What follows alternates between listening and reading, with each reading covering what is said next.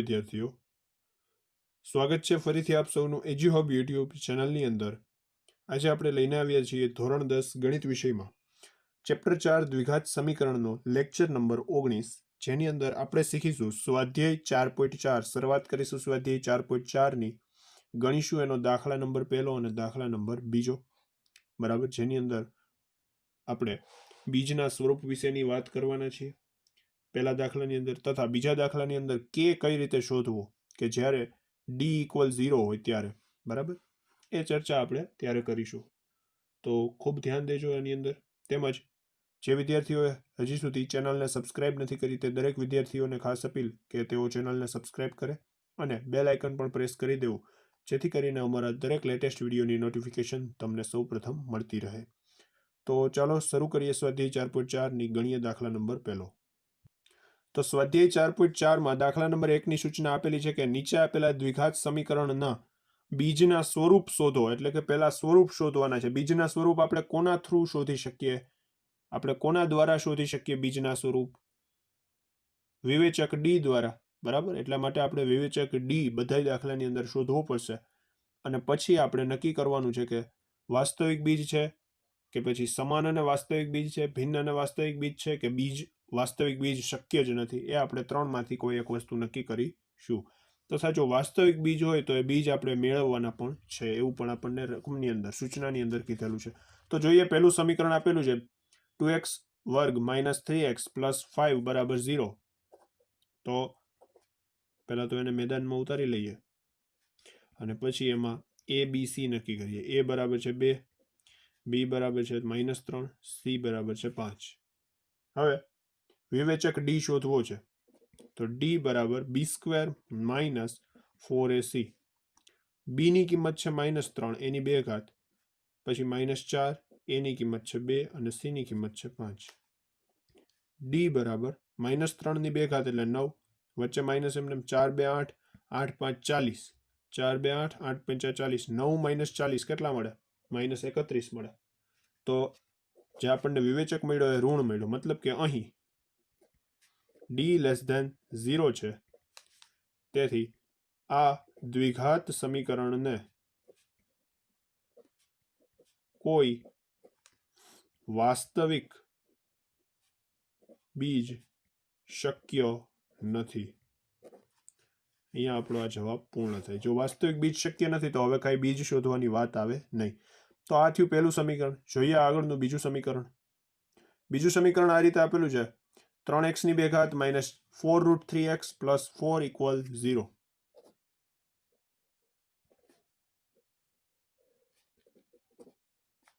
ચાલો એમાં પણ a b અને c ની કિંમતો નક્કી કરીએ। a બરાબર છે 3, b બરાબર છે -4√3 અને c બરાબર છે 4। હવે આપણે વિવેચક ડી શોધવાનો છે, તો d બરાબર b² - 4ac થાય। b ની કિંમત કેટલી છે? -4√3 છે, એની 2 ઘાત, -4, a ની કિંમત છે 3 અને c ની કિંમત છે 4। હવે -4√3 નો સ્ક્વેર કરીએ, મતલબ 4 નો વર્ગ 16 અને √3 નો વર્ગ 3, તથા અહીંયા પણ એ જ રીતે 4 4 16, ચોકે ચોકે 16, 16 તેરી 48। તો અહીંયા પણ 16 તેરી 48, 48 - 48 થાય તો d બરાબર શું મળે? 0 મળે। મતલબ કે અહીંયા બે સમાન અને વાસ્તવિક બીજ હશે। અહીં d = 0 હોવાથી સમીકરણને બે સમાન અને વાસ્તવિક બીજ મળે। તો ચાલો એ બે સમાન અને વાસ્તવિક બીજ કઈ રીતે શોધી શકીશું? સૂત્ર છે આપણી પાસે x બરાબર -b/2a। આ સૂત્ર ક્યાર માટે? d બરાબર 0 હોય ત્યાર માટે। તો આ માઇનસના માઇનસ એમને, b ની કિંમત છે -4√3/2a, a ની કિંમત છે 3, a ની કિંમત કેટલી છે? 3 છે। હવે આ માઇનસ માઇનસ પ્લસ થઈ જાય એટલે 4√3/2 × 3, 2 2 4 થાય તો વધે શું? 2√3/3, 2√3/3। તો આ જે બીજ હશે આ પ્રકારનું હશે 2√3/3। હજી આપણે આમાં કઈ ફેરફાર કરવો હોય તો કરી શકીએ, કારણ કે આ 3 ના ભાગ પડે, કેવા ભાગ પડે? √3 × √3, એટલે √3 ઉડી જાય તો વધે શું પાછળ? 2/√3 વધે। શું વધે? 2/√3। તો આ મળી જશે આપણને બીજ। બરાબર. અને ડી ઇક્વલ જે સમીકરણ માટે ડી ઇક્વલ 0 મળે ને મિત્રો, એ જે સમીકરણ હોય ને એની આ પૂર્ણવર્ગ ત્રિપદી હોય. આ કેવી ત્રિપદી હોય? પૂર્ણવર્ગ ત્રિપદી હોય. બરાબર. તો આ થઈ ગયું આપણું બીજું સમીકરણ, જે પૂર્ણવર્ગ ત્રિપદી છે, જેનું આપણને બીજ મળ્યું છે 2/√3. બરાબર. ચાલો આગળની વાત કરીએ. ત્રીજું સમીકરણ જોઈએ. ચાલો ત્રીજું સમીકરણ આપેલું છે આપણને કે 2x² - 6x + 3 = 0. તો પેલા a b c અને પછી d નક્કી કરીએ. a ની કિંમત 2, b ની કિંમત 6 અને c ની કિંમત 3. બરાબર. b ની કિંમત 6 નહીં થાય, -6 થશે.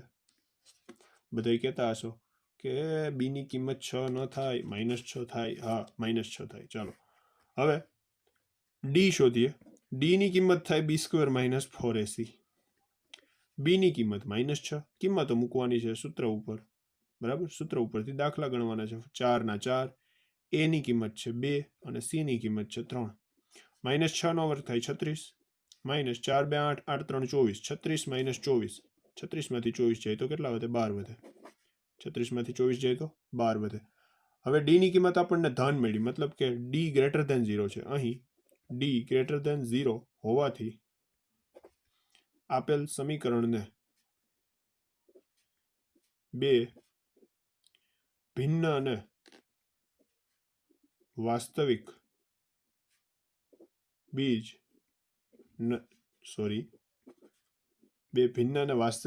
છે. ચાલો હવે બે ભિન્ન અને વાસ્તવિક બીજ શોધીએ.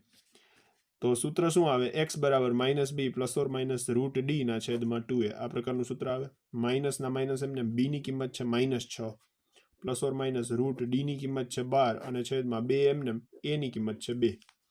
ચાલો માઇનસ માઇનસ પ્લસ એટલે 6 ± 12 નું વર્ગમૂળ 2√3 થાય. શું થાય? 2√3 અને છેદમાં 2 કૌંસમાં 2 ભલેરિયા એમને રાખો.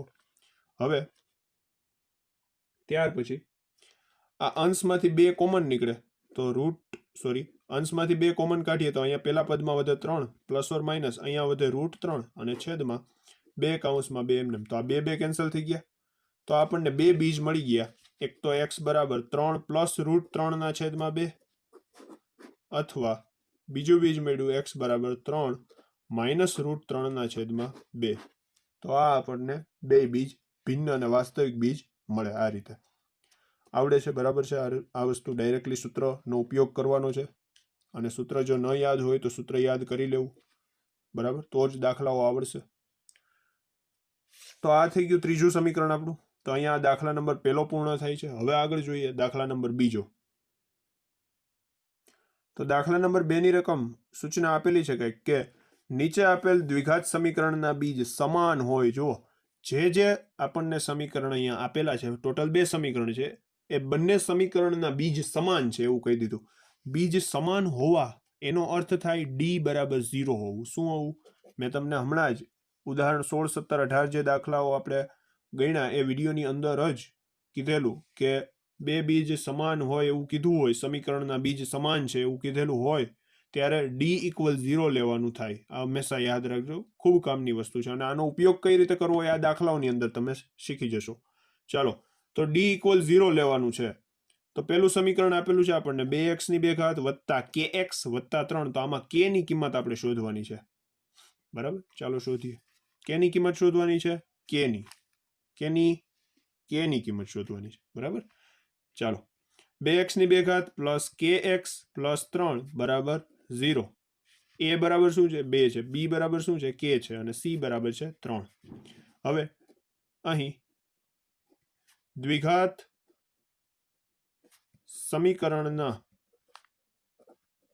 બીજ સમાન હોવાથી d = 0. હવે d નું સૂત્ર શું છે? b² - 4ac = 0. -4ac ઓલી બાજુ જાય તો પ્લસ. તેથી b² = 4ac.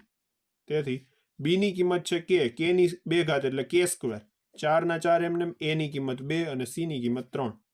તેથી k² = 4 2 8, 8 3 24. હવે આ વર્ગ છે, આ બાજુ આવે તો વર્ગમૂળ થઈ જાય, અને જ્યારે જ્યારે વર્ગમૂળ આવે ત્યારે પ્લસ ઓર માઇનસ આગળ લાગી જાય, આ પણ તમને ખબર છે. તો 24 નું વર્ગમૂળ તો નીકળે નહીં, તો એના માટે આપણે 24 ના અંદર ભાગ પાડવા પડશે. 4 6 24 થાય, જેમાં 4 નું વર્ગમૂળ નીકળશે 2√6. 2√6. તો આપણને k ની કિંમત મળી ગઈ plus or minus 2√6. Plus or minus 2√6. ખબર પડી? આ રીતે શોધવાનું છે, બીજું કઈ આમાં અઘરું છે નહીં આ દાખલાઓની અંદર. એવો જ એક બીજું સમીકરણ આપેલું છે, એ સમજીએ. આ વાત હતી પહેલા સમીકરણની. હવે જોઈએ બીજું સમીકરણ.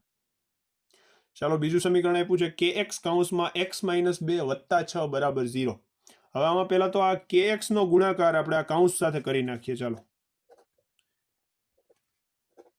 kx કૌંસમાં x - 2 + 6 બરાબર 0 છે. kx ગુણ્યા x એટલે kx વર્ગ, kx ગુણ્યા -2 એટલે -2kx પ્લસ 6 બરાબર 0. ચાલો, a b અને c નક્કી કરો. a એટલે શું? x વર્ગનો સહગુણક, x વર્ગ સાથે કોણ ગુણાયેલું છે? k. પછી b એટલે શું? x નો સહગુણક, x સાથે કોણ ગુણાયેલું છે? -2k ગુણાયેલા છે. તથા c એટલે શું? અચળ પદ. અચળ પદ કેટલું છે? 6 છે. હવે અહીં આ દ્વિઘાત સમીકરણના બીજ સમાન હોવાથી શું થાય? d = 0 થાય. d = 0 થાય. તેથી d ની કિંમત b² - 4ac = 0. તેથી b ની કિંમત કેટલી છે? b ની કિંમત -2k, એની 2 ઘાત, -4, a ની કિંમત k અને c ની કિંમત 6 બરાબર 0. હવે -2k નો વર્ગ, -2k નો વર્ગ કેટલો થાય? 4k વર્ગ થાય. શું થાય? 4k વર્ગ. કારણ કે -2 નો વર્ગ +4 અને k નો વર્ગ એટલે k². બરાબર. તથા અહીંયા 4k 6, 4 ગુણ્યા k ગુણ્યા 6 એટલે 24k થાય. શું થાય? -24k બરાબર 0. આમાંથી +4k કોમન નીકળે. +4k કોમન નીકળે તો અહીંયા વધે k અને અહીંયા વધે -6 બરાબર 0. કઈ રીતે કોમન કાઢ્યા? ખ્યાલ આવ્યો? બંનેમાં 4k કોમન છે.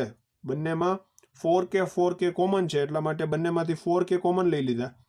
તો અહીંયા વધે માત્ર એક વખત k વધે. અહીંયા 2 વખત k હતો તો એક વાર વધ્યો, વચ્ચે માઇનસ એમને. તથા અહીંયાથી k 12 વયો ગયો, 4 પણ 12 વહી ગયા, તો 24 × 4 કરીએ એટલે 6 વધે અંદર. ચાલો, તો 2 કૌંસ પડી ગયા, 4k અને k - 6. તો બંને કૌંસને વારાફરતી 0 સાથે સરખાવો. તો તેથી 4k બરાબર 0 અથવા k - 6 બરાબર 0. તેથી 4 ગુણાકારમાં ઓલી બાજુ જાય તો ભાગાકારમાં. તેથી k બરાબર 0 અથવા k બરાબર +6 થાય. તો આ રીતે આપણને k ની 2 શક્ય કિંમતો મળશે, k બરાબર 0 અને k બરાબર 6. તો અહીંયા દાખલો પૂરો થાય? ન થાય. શું કામ ન થાય? જોજો, વિડીયો મૂકીને વયા ન જતા. શું કામ ન થાય? k બરાબર 0 થાય અને k બરાબર 6 થાય. તમે કહેશો ભાઈ દાખલો તો પૂરો થઈ ગયો, હવે શું છે? હવે જ છે સાચું. હવે આ k બરાબર જે 0 મળ્યું, આ k ને તમે અહીંયા મૂકો આ સમીકરણમાં.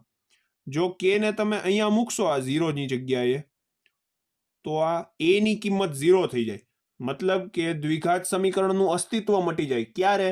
જ્યારે k ની કિંમત 0 હોય ત્યારે. જ્યારે k ની કિંમત 0 હોય ત્યારે. જુઓ, આપણે એવું કહીએ છીએ ને આ રીતે, ax² + bx + c બરાબર 0, વ્યાપક સ્વરૂપ, જ્યાં a is not equal to 0 હોવું જોઈએ. a છે એ શૂન્ય હોવું જોઈએ નહીં. a છે એ શૂન્ય હોવું જોઈએ નહીં. તો જુઓ, અહીંયા a બરાબર તો k છે. a બરાબર શું છે? k છે. અને k બરાબર એક કિંમત આપણને 0 મળી છે. તો આ વસ્તુ શક્ય નથી. એટલા માટે આપણે અહીંયા લખી શકીએ કે અહીં k બરાબર 0 શક્ય નથી. k બરાબર 0 શક્ય નથી. શું કામ?